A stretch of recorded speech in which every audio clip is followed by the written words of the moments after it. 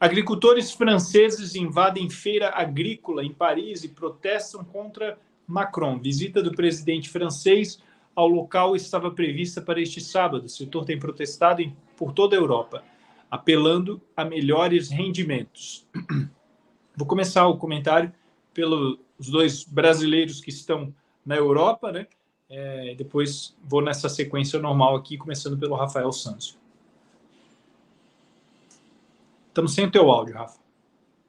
Bom, então, esse é um dos pontos também que eu posso ser prejudicado financeiramente aqui, né?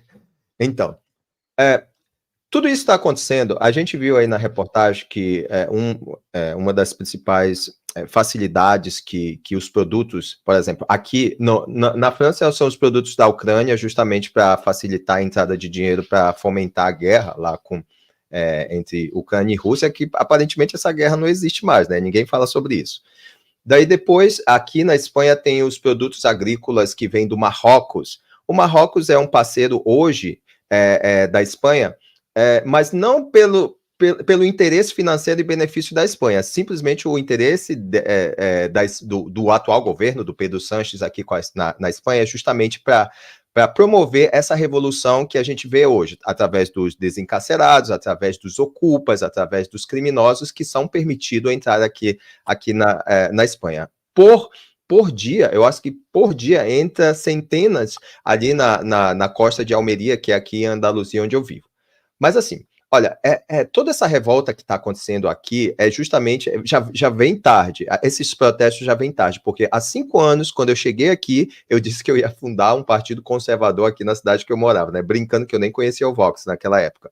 Então, o que eu vi era que as pessoas eram muito, aceitavam, porque, eu estou falando do caso da Espanha, porque elas muita emoção, nossa, a gente está destruindo o campo, essas coisas. Aí eu falei, cara, eu que nem moro aqui sei a história do campo de Andaluzia, que quando foi o Franco, desculpa, que é sempre ressuscitado pela direita porque matava os homossexuais e matavam os comunistas, isso aí eu acho que isso é um benefício, foi um benefício para a Espanha.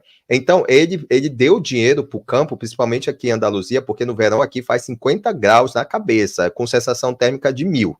Eu estou falando para vocês, é uma experiência terrível de calor. E o que ele fez? Ele investiu, ele deu terras para o agricultor aqui desenvolver essa área. E é por causa dos agricultores que existe emprego, que existe saúde, que existe cidade, que existe muitas coisas.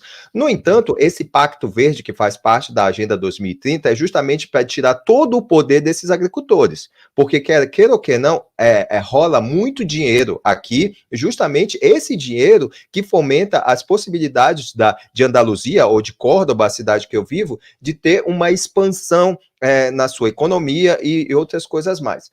No entanto, Córdoba, inclusive a região de Andaluzia, teve 37 anos de governo socialista. Então, as pessoas aqui, como eles próprios dizem aqui, eu até tomei café da manhã com meu amigo hoje, aqui, as pessoas são atontadas, as pessoas são idiotas, porque pelo fato da emoção, eles se sentem, nós temos que ajudar o clima. Para vocês terem ideia, o governo da Espanha, eu até mencionei 2 pontos que eu vou citar agora no meu trabalho de fim de master, que eles estão rompendo os embalses. Embalses é tipo açude aí no Brasil. Eu não sei se existe essa palavra aí no Brasil. São os embalses que regam as plantações, que dão possibilidade de uma água, de água com mais facilidade para os pueblos, que são povoados muito pequenos. É como se fosse vila no Brasil. E sabe o que o governo está fazendo? Ele rompe esses embalses porque supostamente foi construído e isso prejudica o meio ambiente, falta água e eles culpam o aquecimento global quanto a isso. Outro ponto que eu também citei no meu trabalho de fim de master é que lá em Uganda e lá ali naquela região onde tem o EACOP, que é uma pipeline de petróleo, onde as pessoas daquela área elas não têm benefício nenhum da extração de petróleo, assim, petróleo denso, petróleo de importância para os países, no caso. Apenas quem tem benefício com isso são os franceses e os chineses. E as pessoas ali não podem fazer uso disso. Eles não podem nem cortar madeira para fazer fogo e gerar energia ali naquela região. Essa agenda ela é gigantesca, eu posso citar várias situações aqui, por exemplo, a gente tem que ter o Pacto Verde, por exemplo, tem a energia limpa. Olha, eu conheço muita gente aqui, muitas pessoas que estão vendendo seus campos para que sejam colocadas placas solares, e essas placas solares, elas quebram facilmente, elas quebram e você tem que montar. E são hectares e hectares de placas solares. Isso que? Não, a gente está gerando energia limpa justamente para não poluir o ambiente. E é ao contrário. Tem uma usina nuclear num povoado aqui perto, que esse povoado, além de rico, ele não é poluído e ele gera muitos empregos, tanto pessoas de Córdoba vão lá para aquele povoado, que eu esqueci o nome, depois eu lembro aqui, a gente estava falando sobre ele ontem. Enfim, isso é uma hipocrisia, são políticas que estão destruindo, é uma política assassina, que quer matar realmente as pessoas, principalmente. É uma revolução comunista que a gente sabe, e eu já estou me estendendo, mas são pontos que podem muito bem ser descritos e contestados de forma contundente. Muito obrigado, Rafa. Passar o próximo comentário para Karina Michelin. Essas manifestações já duram há muitos anos, né? Principalmente começou em 2022, já na Holanda, quando tudo começou a se tornar muito forte, né? Esse Green Deal, o famoso Tratado Verde, né? Que eles estão fazendo aí com a União Europeia. E olha só, pasmem, porque diante de todas essas manifestações que estão sendo feitas em vários países da Europa, aqui a gente está falando de manifestações realmente impressionantes, com uma mobilização enorme de caminhoneiros, de tratores, de tudo, homem do campo, agricultores em geral. E mesmo diante disso, como a matéria está falando em relação a Macron, né, na França, o Macron foi até o Salão da Agricultura, né, no último final de semana, e foi recebido muito mal pelos agricultores, porque ele defende essa política Agenda 2030. Inclusive, ontem foi a Marine Le Pen e ela foi recebida muito bem, porque tem essa divisão. Agora, o que eu estava falando para vocês? Mesmo tendo toda essa manifestação, e esses políticos estão tentando fazer acordos aí com os agricultores, mas isso tudo não passa de um teatro, porque eles fingem que vão fazer o acordo, mas, na verdade, eles vão em frente, né, com o projeto deles, e eles não estão nem aí mais para a opinião pública. Então, aqui na Itália se fala, é uma presa em giro, né? Assim, você está tirando com a minha cara, em outras palavras. E mesmo assim, ontem, na União Europeia, foi aprovado, e eu tenho até aqui as informações, que adotou oficialmente a primeira lei de restauração da natureza, com 329 votos a favor. Aqui os 329 votos são destinados à extrema esquerda, partidos socialistas, comunistas, todos eles, sem exceção, né? A gente teve 275 contra, né? Que aqui a gente fala direita, os partidos conservadores, enfim, os partidos liberais estão dentro desse pacote aqui que foram contra, e 24 abstenções. Na verdade, gente, essa lei ela prevê restaurar aí pelo menos 20% do ecossistema terrestre e marinhos, que são degradados aí da União Europeia até 2030. O que isso acontece? O que isso impõe? Né? Isso impõe mudanças radicais. Aqui a gente está indo para uma nova revolução. Né? A gente teve a Revolução Industrial, e a gente está indo para o mesmo lado, porque a gente está indo através da Revolução Tecnológica, né? Que é o famoso Great Reset. Então, ali, o que eles fazem? Tem essa guerra entre os agricultores com os estados, com os governos, que esses governos estão impondo normativas, diretrizes, impostos que são sufocantes, ninguém vai conseguir pagar suas contas no final do mês, condenando esses agricultores a fechar tudo o que eles têm, né? Vender suas terras. Isso aconteceu na Holanda. Na Holanda aconteceu um número enorme de suicídios de agricultores. Por quê? Porque eles viram que eles não tinham mais para onde escapar, né? E a gente teve ali relatos chocantes de agricultores que se suicidaram porque entenderam que eles não iam ganhar a batalha, que eles estavam realmente acurralados ali, né? Encurralados, não sei como fala. Mas, enfim. Aí o que acontece? Agora, essa lei, com a guerra entre a Rússia e a Ucrânia tem benefícios, certo? Então, os países que estão vizinhos, por exemplo, a Polônia hoje está fazendo uma revolução com os agricultores e ninguém está transmitindo o que está acontecendo na Polônia. A televisão local está transmitindo, mas nenhum lugar do mundo está falando sobre o que está acontecendo na Polônia. E realmente tem uma manifestação gigantesca na Polônia com os agricultores. Por quê? Porque os agricultores locais, as pessoas que trabalham no campo, estão perdendo terreno. Ou seja, o que é perder terreno? Com o grão que vem da Ucrânia é muito mais barato, então eles não têm como competir no mercado com esse tipo de política. Ou seja, eles colocam uma política que é privilegiada a um determinado país, sufocando a economia local, nacional daquele agricultor, que vai ser impossível ele concorrer com o mercado que não dá para ele combater nos preços, porque já é barato. E mais, mesmo assim, a União Europeia coloca impostos em cima desses agricultores, dificultando ainda mais o trabalho deles. A parte da guerra, que já tem toda essa concorrência que já é desleal, ainda por cima eles sufocam ainda mais com impostos. Isso tem os impostos agora da taxa de carbono, que isso está sendo discutido também no Brasil, viu, minha gente? No Brasil também essa taxa de carbono vai vir para todo mundo, ou seja, é uma taxa a mais, né, para agricultores e para todas as pessoas do setor. E aqui a gente observa que toda essa questão de ecossistema e tudo mais, da proteção do meio ambiente, isso a gente sabe, isso é um dado de fato, isso ninguém está aqui para falar, não, nós temos que destruir o meio ambiente e condenar as pessoas, o ser humano é culpa do ser humano.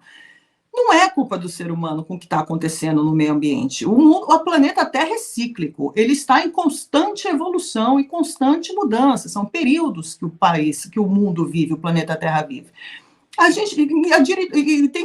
Tem cientistas que já estão falando que nós estamos na era glacial, indo para a era glacial. Então, toda essa história de aquecimento global e tudo mais, não passa de propaganda para trazer uma determinada política global, onde um governo único, vai definir o que o agricultor pode plantar, o que não pode plantar, para concentrar tudo isso na mão de poucos. E a distribuição vai ser mortal, letal, porque muita gente não vai ter como competir com isso, e aí vem o grande perigo, que são as falências e problemas econômicos e sociais que só vão aumentar.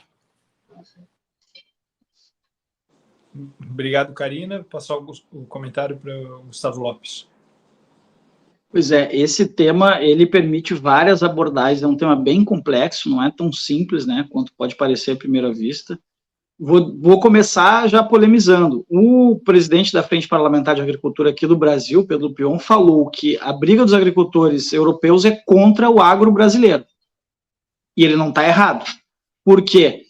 Em que pese toda essa legislação ambiental que está sendo enfiada a goela abaixo na Europa e no agro, sobretudo, né, de reeducação alimentar, inclusive, né, da população, e aí começar a exterminar lavouras, começar a exterminar plantações, e, obviamente, prejudicando o agro. De outro lado, os agricultores europeus sempre tiveram subsídios altíssimos dos seus governos, na França, principalmente. O agricultor francês, ele não se sustenta sem o subsídio do governo. E aí, por isso, o agro brasileiro ele é tão competitivo. A gente hoje exporta 18% da nossa produção para a Europa, e eles detestam isso. Inclusive, lembra, o Macron, quando falou que as girafas estavam pegando fogo na Amazônia, é porque ele queria atacar o agronegócio brasileiro, dizendo, olha, eles destroem florestas para plantar soja, porque era uma competição muito forte. O nosso agro é o maior e melhor do mundo. Nem os Estados Unidos fazem frente para o agro brasileiro por conta da tecnologia, da técnica e dos produtores. Então, o Lupion, quando ele fala isso, ele não está errado. Incomoda para o agricultor europeu a chegada, não só dos produtos vindos da Ucrânia, como muito bem colocou a Karina, mas dos produtos que são produzidos aqui no Brasil, porque a produção aqui no Brasil é gigantesca, e a gente chega muito competitivo na Europa. Esse é um ponto.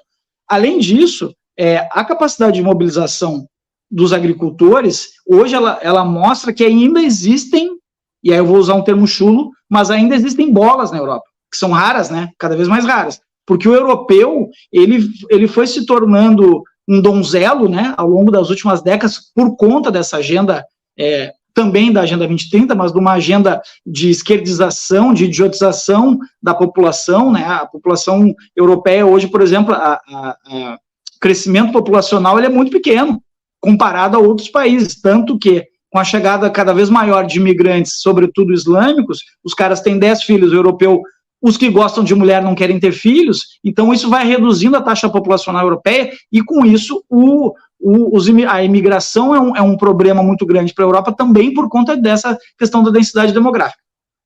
Junta tudo isso, e aí os caras, e aí vamos para o lado positivo, o fato dos agricultores europeus estarem mostrando força, eu acho fantástico, porque demonstra que ainda há possibilidade de lutar contra essa agenda progressista que hoje praticamente impera na Europa. São poucos os países em que há ainda um mínimo equilíbrio ou em que o campo conservador consegue se sobrepor a essa agenda. A Itália está tendo um respiro agora com a Giorgia Meloni, a Hungria, talvez, não sei se Portugal agora dia 10 tem as eleições, quem sabe o Chega consegue conquistar o governo, mas a massificação dessa agenda na Europa ela é muito grande, ela vem de décadas, né? E aí junta também um outro ponto que depois, e até tem um livro muito interessante que eu estava lendo esses dias do Theodor Dalrymple, que ele fala a nova síndrome de Vichy.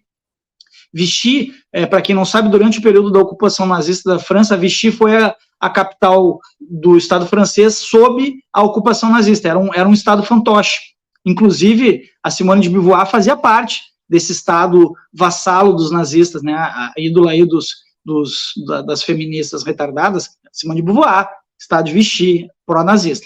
Mas, enfim, ele fala justamente isso, porque os europeus se acostumaram tanto com o Estado bancando as necessidades deles, que hoje eles não conseguem mais lutar pela própria vida. Então, assim, o fato dos agricultores terem despertado para isso, eu acho ótimo, e que isso contagie outras pessoas a irem às ruas, porque senão, olha, o futuro, o horizonte para a Europa não é dos melhores, porque com essa agenda dos próprios líderes europeus contra a população europeia, a tendência é piorar cada vez mais. Então, que bom que os agricultores estão resistindo. Mas, de novo, essa pauta não é simples, ela tem inúmeras abordagens, não é um lado ou outro, tem várias nuances aí, bem complexas de serem explicadas.